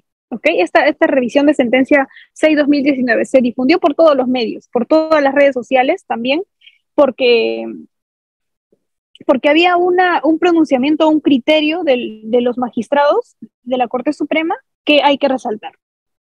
Acá en vistos es básicamente el resumen del caso, ¿ok? Se trataba de una demanda de revisión de sentencia, entendámosla como esta acción que realiza el condenado cuando se encuentra o cuando hay una posibilidad, en este caso, algún supuesto de prueba nueva. Existe una prueba nueva que quiebra la presunción, bueno, que quiebra el estado original de la condena y por tanto lo invoca ante la Corte Suprema y se traduce en este contexto. Había una demanda de revisión interpuesta por un encausado contra la sentencia del 19. He colocado todo literal para fines académicos, ustedes aquí lo pueden revisar, es pública la revisión de sentencia, Pero, en concreto, interpone una demanda de revisión. ¿Qué dice? Revisa Juez Supremo la sentencia del 19 de julio del 2017. ¿De qué se trata esta sentencia? Que condena, que es una audiencia emitida por el Juzgado Unipersonal de Proceso Inmediato de Flagrancia de la Corte Superior de Justicia de Arequipa, que lo condenó a 1 año de pena privativa de libertad suspendida. O sea, la sentencia que lo condena es la que él dice, revísala, es nula, tienes que revisarla. ¿Ok? Ahora, lo había condenado a 1 año de pena suspendida en su ejecución por el término de pena impuesta bajo el cumplimiento de reglas de conducta. Ustedes se preguntarán, pero si le han impuesto pena suspendida, ¿por qué ha habido revisión? ¿Qué ha pasado acá? ¿Eso es válido o no? Vamos a ver eso. Hay algunas cosas que saltan a la vista en ese momento. Bueno, en concreto, es por el delito de omisión a la asistencia familiar, lo había condenado a 1 año de pena privativa de libertad suspendida en su ejecución por el término de la pena impuesta bajo el cumplimiento de estrictas reglas de conducta en agravio de los menores, al pago de una reparación civil de 400 soles por concepto, aquí está, que deberá abonar a favor de cada parte agraviada. Y el pago de pensiones devengadas de 4.599.40 céntimos, con lo demás que contiene. Esto es lo que pasó. Lo condenaron a una persona, a este tal Melchor Gutiérrez Ventura, el encausado, en una audiencia de proceso inmediato. Recuerden, y eso también lo vimos en una sesión anterior, que en los casos en los cuales está habilitado para la omisión a la asistencia familiar y conducción en estado de ebriedad, la aplicación del proceso inmediato.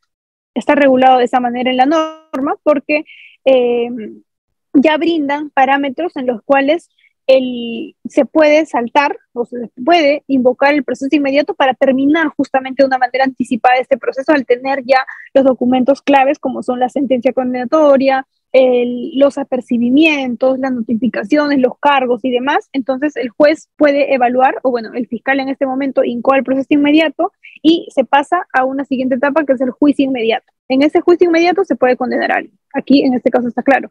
El juzgado unipersonal de proceso inmediato de flagrancia condena a esa persona a 1 año de pena privativa de libertad suspendida en su ejecución y le impone reglas de conducta. Pero ¿qué pasa?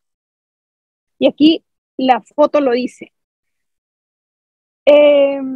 Cuando está en ejecución de sentencia, ¿no? Mediante este dictamen, el representante del Ministerio Público solicita la revocatoria de la condicionalidad de la pena impuesta al demandante. Dice, él ha incumplido, no ha pagado los devengados, no ha pagado, por tanto, pido la revocatoria. Hubo una audiencia de requerimiento de revocatoria de la pena, porque todo esto es en audiencia, se resuelve en audiencia, el 30 de mayo del 2018. Acá también es importante las fechas. Yo soy un poco detallista con las fechas y me gusta resaltarlo porque importante. ¿Cuándo se condena a esta persona? Hay que recordar acá, dice la demanda de revisión interpuesta el 19 de julio del 2017. Ok, 2017 me condenan, yo no cumplo, viene una audiencia y el 30 de mayo del 2018 se emite la resolución 11 que declara fundado el pedido.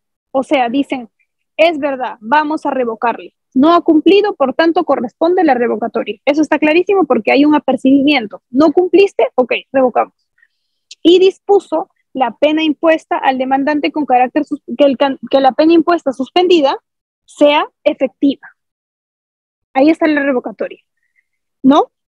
Eso se apeló y se confirmó. Es decir, no, te revocamos. Ya no vas a tener pena suspendida porque ante el incumplimiento y el apercibimiento, y tú has hecho caso omiso, yo te revoco, te mando a la cárcel.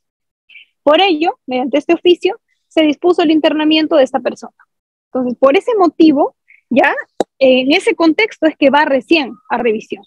Pero revisión pide no de esta sentencia de la revocatoria, recuerden, vamos, la revisión la pide contra la sentencia del 19 de julio del 2017 que lo condena. Ahora vamos a ver por qué pide la revisión. Revisión de sentencia. ¿Qué nos dice? Tercero, en la demanda interpuesta señaló como argumento y qué asignó, qué había pasado, cuál es la prueba nueva y la prueba nueva, ojo, debe entenderse o debe conocerse con posterioridad a una sentencia condenatoria que declaró, mira, acá está, que con posterioridad a la sentencia condenatoria se descubrió el contenido del auto de vista número 05-2018 del 12 de octubre del 2018, o sea, 12 de octubre. ¿Cuándo lo internan a él? 26 de septiembre. Después de que él está condenado, se seguía un proceso civil acá, que declaró nula la resolución 007-2014 del 24 de noviembre del 2014, que dispuso aprobar la liquidación de pensiones alimenticias devengadas con el interés legal por la suma de 4.599.40. O sea, esta liquidación era nula. Aparentemente había un error de cálculo o, según lo que él alegaba, él sí había pagado. Entonces se declaró nulo. Por tanto, si ya no existe una obligación, ya no existe la obligación de las pensiones devengadas, ¿qué es lo que él va a pagar? No incumplió nada, porque no había una obligación. Esa era la prueba nueva que presentó, ¿ok? Presenta esta prueba nueva de esta resolución, no de primera instancia, de segunda incluso, ¿no? Ambas, que declaró nula esta resolución que dispuso aprobar la pensión de liquidaciones devengadas por ese monto, que corresponde a las pensiones del periodo por el cual había sido procesado. Entonces, acompañó por eso como prueba nueva la sentencia del 19 de julio del 2017, que es la que pide que se revise, y el auto de vista que declara nula la resolución que aprueba las pensiones devengadas, ¿ok? Por este monto de 4.599.40 soles. En ese periodo que les acabo de indicar. Por dichas consideraciones, se emite una resolución número 20, el 4 de octubre del 2018, que declara fundado el pedido del sentenciado y declara la ineficacia funcional de la resolución número 11 del 30 de mayo del 2018. ¿Cuál es la resolución número 11? Y acá lo he puesto en color. Resolución número 11 del 30 de mayo que declara fundada la revocatoria. Entonces nos dice los jueces supremos, bueno, sí, advertimos que hay una prueba nueva, es correcto, por lo tanto no hay una obligación y por tanto no hay un incumplimiento y por tanto no debería haber una revocatoria. Entonces declara la ineficacia funcional, no debería tener efecto, nos dice esta resolución que revoca el carácter suspendido de la pena y ordena su internamiento y se oficia para la inmediata excarcelación. Entonces, finalmente, para tener aquí este contexto claro, se declara fundada la demanda de revisión interpuesto por el encausado contra esta sentencia, porque él pide que se revise, ojo, no la revocatoria, pide que se revise la sentencia que lo condena, porque esa es la sentencia madre. Finalmente, como segundo punto, declaran sin valor la sentencia de revisión señalada precedentemente de conformidad con el numeral 1 del artículo Yaguas y absolvieron a la persona del encausado de la acusación fiscal en su contra y listo. No dispone de inmediata libertad porque ya hasta este momento estaba en libertad. Pero lo que sí se había analizado además, que no está consignado aquí, y recuerdo que al revisar esta sentencia, era que al disponer su inmediata libertad, también se había dispuesto que se anulen los antecedentes penales generados en su contra. Pero hasta ese momento no se habían tramitado. Entonces aquí la Corte Suprema indica que se cancelan de manera definitiva, no de manera provisional, que se cancele definitivamente los antecedentes penales, además de lo que ya les acabo de indicar. Eso es lo primero. La primera sentencia que me gustaría me gustaría traer acá a la mesa. La segunda, para que no nos gane también el tiempo, es esta revisión de sentencia en la cual declaran infundada una revisión de sentencia, ya no fundada, para no tener aquí redundancias. La revisión de sentencia 85-2016 Huancavelica, del 29 de noviembre del 2016. Vistos, acá está también el resumen del caso. Esta demanda está interpuesta por este encausado contra la resolución número 18, nos dice, que contiene la sentencia de vista del 19 de octubre del 2015, que confirmó la resolución 9, que contiene la sentencia que lo condena como autor del delito contra la familia. O sea, hay una sentencia de primera instancia que lo condena y una sentencia de un auto de vista que confirma esta sentencia.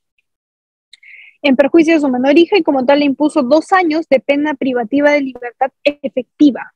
y fijó 200 soles por el monto de concepto de reparación civil que deberá pagar a favor de la parte agraviada sin perjuicio de cumplir con el pago íntegro de las pensiones alimenticias devengadas con lo que demás contiene. Ok, listo. Eso es lo que pasó. Es un caso en el cual esta persona interpone o pide la revisión de sentencia de una sentencia de segunda instancia que confirmó su condena a 2 años de pena privativa de libertad. Ojo, en la determinación de la pena, el delito de omisión a la asistencia familiar tiene el rango punitivo de 1 a 3 años. A él le impusieron 2, o sea, en ese tercio intermedio. Y al pago de una reparación civil, los devengados y lo que ya tenemos claro. ¿Qué nos dice la revisión de sentencia adicionalmente? Admiten, acá hay una errata, es huancavelica, discúlpenme, admiten como prueba nueva la copia certificada de la prueba de ADN, ¿no? Él dice, ¿cuál es mi prueba nueva? Porque la revisión de sentencia en su 90% de casos se solicitan cuando existe una prueba nueva de por medio. ¿Cuál es la prueba nueva que ellos traían? Una prueba de ADN. ¿Qué decía nuestra prueba de ADN? Que ella no era su hija. Entonces, admiten como prueba nueva la copia certificada de la prueba de ADN 2015-321, del 7 de octubre del 2015. 6.3, y acá está literal. Este documento nos dice, acá, pero vamos a revisarlo de manera completa. El tipo penal dice, no solo exige la identificación de una relación biológica de parentesco padre-hijo, o sea, nos dice el juez supremo, los jueces supremos, ok, no eres su padre. Estamos claros con eso porque aquí está la prueba de ADN que ha determinado que no hay compatibilidad de parentesco. Sin embargo, si nosotros vamos a la estructura típica del delito de omisión a la asistencia familiar, no solamente exige la identificación de una relación biológica de parentesco de padre e hijo entre, en este caso, el encausado y el agraviado, sino que además deba surgir una obligación alimentaria reconocida y declarada por una autoridad judicial competente. ¿Cuál es la autoridad judicial competente? El juez civil, no el juez penal, la cual el agente incumple dolosamente. Entonces nos dice, no solamente es que se pueda verificar este vínculo consanguíneo, sino además se debe verificar el incumplimiento de una obligación alimentaria, pero una obligación alimentaria que ha sido reconocida competentemente por un juez civil. Le dice en pocas palabras, tu prueba nueva, como la puedas llamar, solamente suple el primer requisito, pero tú no has hecho un trámite ante el juez civil, que es el competente, no yo penal, para que extinga esta obligación conforme a la normativa procesal civil. Por lo tanto, rechazo esta acción de revisión. Ese es el razonamiento que tuvo la Corte Suprema. Seguimos acá. 6.2. En tal sentido, la pericia de ADN nos dice, resultados del caso ADN, suscitada por los peritos Yanine, porque para esto hay una audiencia, llaman a los peritos en esta acción de revisión ante la Suprema, llaman a los peritos, se verifica efectivamente si es que eso no compatible con la paternidad y todo ello, cuyo original obra forestal nos dice, solo he determinado que el individuo registrado con el código de laboratorio ADN 2015 tal, el demandante Quispe Echabaudis Rolando, queda excluido de la presunta relación de parentesco. O sea, lo único que han probado aquí es uno de los 2 requisitos que son concomitantes, concurrentes en este delito. Entonces, por ese motivo nos dice, sin embargo, dicho documento no excluye el reconocimiento formal declarado judicialmente respecto de prestar alimentos que dispuso el juez de paz letrado.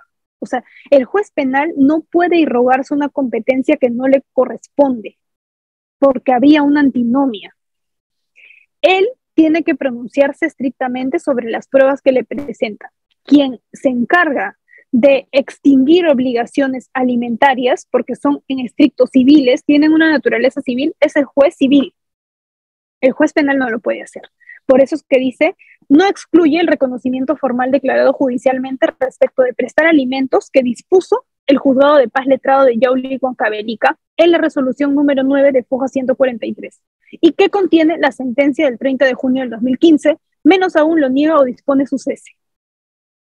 Por tanto, declararon infundada la demanda de revisión de sentencia interpuesta por este encausado contra la resolución, ya saben, de segunda instancia, de vista, el auto de vista que confirma la resolución que lo condena como autor de delito contra la familia, ¿no? ¿Cuál es el punto central?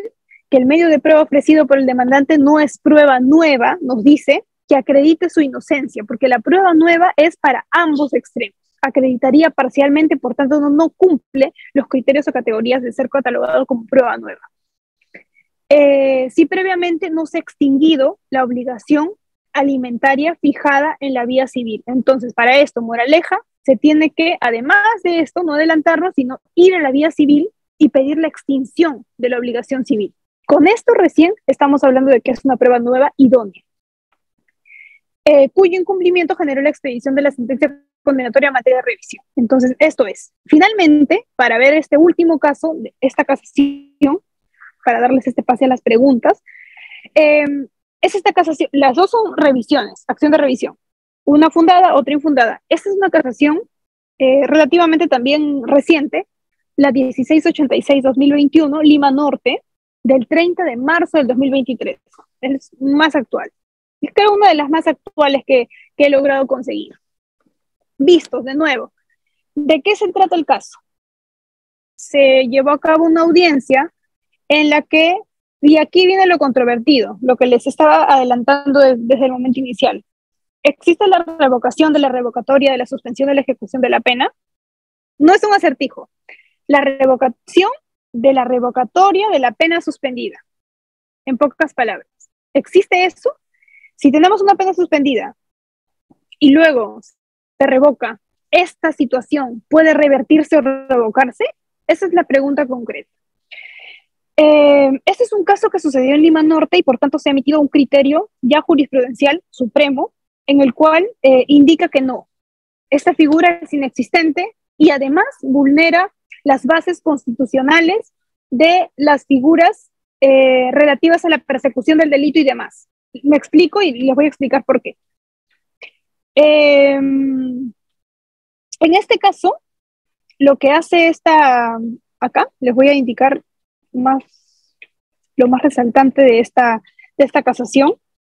Primero, ya les estoy diciendo que es Lima Norte. Se trata de un caso en el cual una persona había sido condenada a pena suspendida, ¿ok? Por el delito de omisión a la asistencia familiar. Una pena suspendida que viene aparejada con reglas de conductas. Las reglas de conductas fueron entre ellas, como ya sabemos, obligatoriamente el pago de la reparación civil y además el pago del íntegro de liquidación de pensiones devengadas. Esta persona incumplió, no lo hizo. Se la percibe, la fiscalía le dice, pague señor, si no se va a revocar esta situación. No lo hace caso omiso. Se cita para la audiencia revocatoria y se declara fundada la revocatoria. ¿Ok? Declaran fundada la revocatoria y por lo tanto esta persona es internada en un establecimiento penitenciario porque ya se revoca. ¿Qué significa revocar? Pasar de la pena suspendida a la pena efectiva, por tanto prisión. Y cuando está en prisión, a los 2 días paga todo, inmediatamente, pagó todo. No sé cómo, quién consiguió el dinero, no lo sabemos, pero el íntegro estaba pagado. Entonces, van a la primera instancia y la primera instancia le rechaza, le dicen no procede. Pero van a la segunda instancia, perdón, van a la primera instancia y la primera instancia les acepta. Apelan y la segunda instancia les dice confirmo. Es verdad, sí, esta persona, si bien se le había revocado la suspensión de la ejecución de la pena, procede la revocatoria de esa revocatoria. ¿Por qué? Porque ya pagó todo. No tiene sentido mantenerlo en prisión si es que ya ha pagado el íntegro de la deuda. Esto nos dice la Sala, la Corte Superior de Justicia de Lima Norte. La Sala Penal de Apelaciones de la Corte Superior de Justicia de Lima Norte que revocó este auto de primera instancia en todos los extremos y reformándolo lo declara infundado, declara infundado el requerimiento. Entonces, nos dice en esta apelación recién, dice esta persona que estaba en prisión por la revocatoria, lo había mandado a prisión, se apela, ¿no? Apela y la sala le dice, sí, tienes razón, no deberías estar en prisión porque ya pagaste, justo cuando te han dictado la revocatoria en los 2 días, por arte de magia, esto ya se cumplió. Entonces, procede la revocatoria de la suspensión de la ejecución de la pena. Eso nos dice. Pero la Suprema nos brinda un criterio totalmente diferente y llama la atención a este criterio jurisprudencial o judicial que ha tenido esta Corte de Justicia de Lima Norte. Aquí los fundamentos más resaltantes. Dice 5.12, desde aquí digamos que es lo más relevante. Ahora bien, en el caso concreto, el sentenciado se le impuso 1 año con 9 meses de pena privativa de libertad y dado el incumplimiento de los requisitos del artículo 57, se dispuso la suspensión de la ejecución de la pena por el periodo de prueba de 1 año y 4 meses, sujeto al cumplimiento de una serie de reglas de conductas, entre ellas el pago de la pensión de vengadas y la reparación civil. Segundo, 5.3. El sentenciado no cumplió con la referida regla de conducta y como consecuencia del primer requerimiento fiscal se aplicó el artículo 59.2, así se prorrogó el periodo de suspensión, o sea, le dieron un plazo además de 15 días adicionales para que cumpla esa regla de conducta impuesta. Pese a ello, negativa. Sin embargo, ante la renuencia del sentenciado de cumplir en mérito un segundo requerimiento fiscal, se le revocó la suspensión de la ejecución de la pena como efecto consecuente del incumplimiento. Estos antecedentes son relevantes para el momento de valorar por parte de los Supremos, porque nos dice, no solamente tuviste la oportunidad de pagar, sino que además te hicieron 2 apercibimientos y aún así tu renuencia estaba clara. Tu voluntad de pagar o de revertir esta situación o de cumplir las resoluciones judiciales no estaba, ¿ok? Ese es el razonamiento más o menos que está teniendo el legislador. ¿Draconiano o no draconiano? Vamos a verlo. Siguiente, 5.14. Ante el recurso de apelación, en segunda instancia, la Sala Superior decidió revocar la decisión de revocar la pena. Como les digo, ¿no? En segunda instancia nos dice, bueno, si tienes razón, como ya pagaste, no tiene sentido que estés en la cárcel, por tanto, por favor, inmediata libertad. A fin de que la pena continúe suspendida en su ejecución. Le dice, vamos a tener pena suspendida y listo, que pase el periodo de prueba y ahí termina todo. Esto bajo el sustento de que el procesado habría cumplido con la obligación, les digo, ¿no?, de pagar la obligación impuesta como regla de conducta, esto es el pago de pensiones de vengadas y de reparación civil, lo cual realizó de manera tardía, pero según el criterio de la recurrida, el pago de la obligación es suficiente para que no se ejecute de manera efectiva la pena privativa de libertad. O sea, nos dice, no importa, ya incumpliste, pero como ya pagaste, digamos que se ha subsanado, por tanto revocamos. Una figura inexistente en nuestra legislación, lo cual resulta contrario al principio de que no puede haber prisión por deudas. Bien, siguiente, 5.16. El pago tardío, y acá está el criterio de la Suprema, de las obligaciones pecuniarias no constituye un cumplimiento de las reglas de conducta. O sea, yo no puedo enmendar el incumplimiento con un cumplimiento tardío. No es lo mismo, no es equiparable, o uno no reemplaza al otro. El incumplimiento es así tal cual como se denomina, incumplimiento. Por tanto, incumplir, si ya incumplo, no puedo luego subsanar este incumplimiento. Pero entonces, ¿es draconiano esto o no? Porque la persona se ha ido en prisión por no pagar, pero ya pagó. ¿Por qué no lo revocamos? Primero, porque esa figura no existe. Y segundo, porque ya está el criterio. El pago tardío no constituye un cumplimiento. El pago tardío es aún así incumplimiento. Y el incumplimiento se castiga con revocatoria. Entonces, esa revocatoria no puede ser revocada. Ya está la revocatoria. Que tú pagues o que tú hagas situaciones posteriores ya no tiene relevancia para esta situación. ¿Ok? Dice, ¿no? Por cuanto el plazo para cumplir las reglas ya se había terminado, había fenecido. En efecto, la revocación de la suspensión, por eso es que estos fundamentos jurídicos son los más destacados.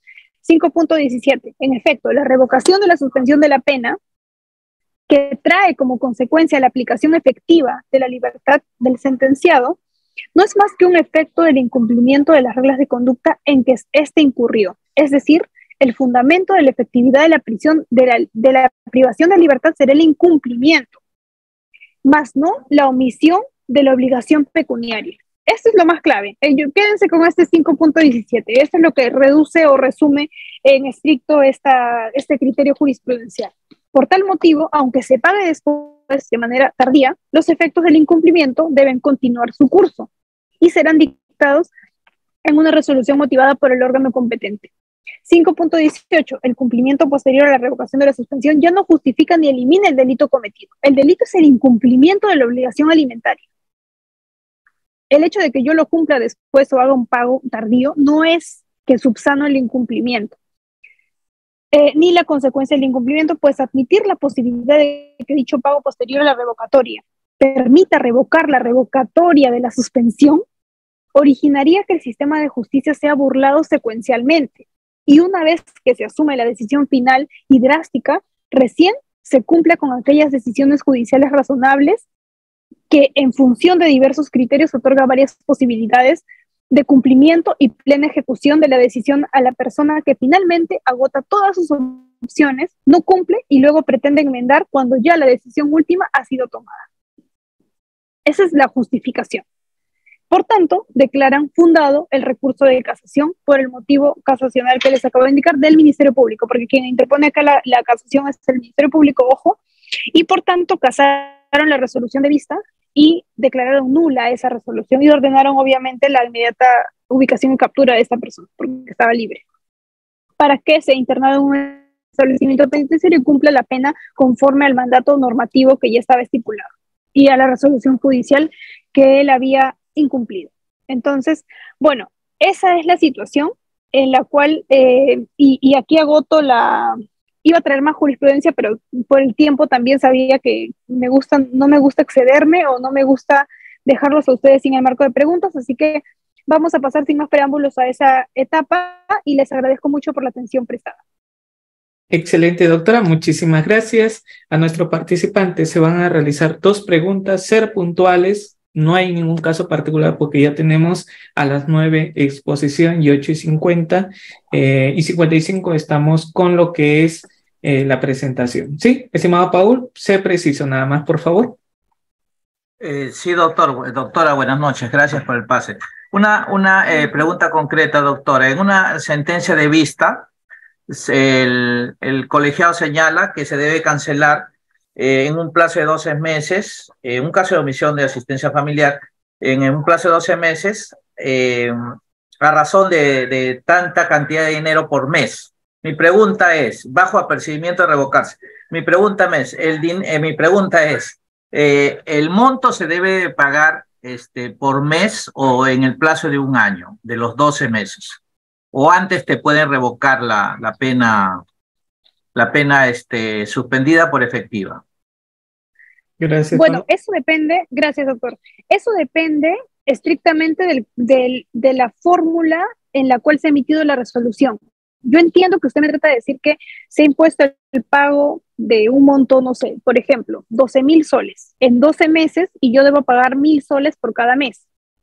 Entonces, está claro la secuencialidad de pago. ¿Se tiene que hacer un pago constante? Sí. En caso yo deje de cumplir, por ejemplo, no pago el mes 2, el mes 3, el mes 4, me hacen el apercibimiento y pese a ello yo presento mi renuncia negativa, se puede solicitar la revocatoria de la suspensión de la ejecución de la pena y por tanto se puede declarar fundada y la persona puede cambiar su situación jurídica de estar en libertad a prisión. Entonces, estrictamente yo debería ceñirme a lo que dice la sentencia. Usted debería verificar ese extremo y si es que nos dice que el pago tiene que hacerse en 12 meses, fraccionado, entonces eso tiene que cumplirse.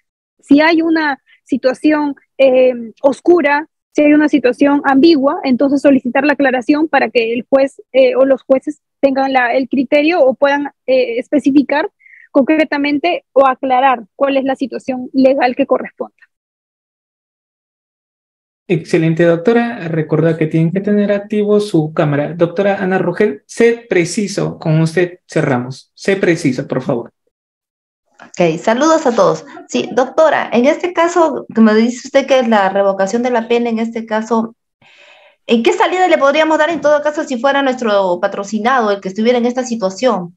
Porque tengo entendido también que el juez también tiene sus criterios para dar una, digamos, en ese sentido, para darle, pues, en este caso le da, pues, ¿no? La revocación de la pena, o sea, en este caso se cumple ese requisito que manda como, prácticamente es como una regla de conducta también, lo que manda, ¿no? Según tú cómo tienes que cumplir. Entonces, en este caso, ¿qué salida le podríamos dar nosotros a un patrocinado? O sea, en este caso que ya, digamos, cumplió, pero igual tiene que estar, se suspende la prisión suspendida por irse a una efectiva. En todo caso, ¿qué podríamos hacer nosotros? Ok, sí, es que sí es una pregunta controvertida, digamos, eh, pero primero, verificando, este es en el supuesto ideal, que sí se ha cumplido. Es que lo que pasa es que, ¿qué mensaje le podemos dar a nuestros patrocinados? Primero, que cumplan sus obligaciones alimentarias, ¿no? Y que en el momento inicial en el cual se le apercibe, no esperar que se le aperciba una segunda vez, porque incluso para revocar no es necesario que se les diga a cada rato como un niñito, ¿no? Tienes que hacer el pago. Segunda vez, tercera llamada de atención. No, no tenemos que esperar a eso. Lo primero, pedirles a nuestros patrocinados. Segundo, si es que llega el caso ya, digamos que muerto, ¿no? En el cual esta persona se encuentra en prisión, ya le han revocado, ¿y qué va a hacer? Las personas dicen, o los familiares dicen, bueno, yo lo pago ahorita, no importa, pero con tal de que él salga, ya el criterio está marcado. El criterio dice que el incumplimiento o que el cumplimiento tardío es incumplimiento, por lo tanto, no procede la libertad de esta persona. Se podría intentar o solicitar la aplicación del control difuso de esta norma, ¿no? Y además el apartamiento de la doctrina jurisprudencial que ya está marcada, pero es muy complicado. Aquí, ¿qué podría ayudar? Los criterios de humanidad, ¿no? Los criterios, tal vez esta es una persona que hay que verificar también si es que realmente le ha llegado las notificaciones, que esta persona sí haya manifestado la voluntad de pago, pero no haya tenido cómo pagar. Entonces ya es un tema más probatorio y va a depender de ajustarse a un caso concreto. Pero en principio, si ustedes como operadores del derecho pueden, en lo posible, hagan esta campaña, ¿no? De que evidentemente es un problema latente el hecho de que hay muchos padres y madres ausentes. Entonces es necesario tener en cuenta que evidentemente tienen que cumplir con las obligaciones alimentarias hasta que estos tengan 18 años o las reglas que ya nos ha marcado nuestro Código Civil. Ese es el principal sentido que yo creo que podría o que deberíamos exhortar nosotros como abogados. Excelente, doctora. Muchísimas gracias. Estimados participantes, damos por culminado la presente exposición. Gracias, doctora Jacqueline. Nos vemos la próxima capacitación.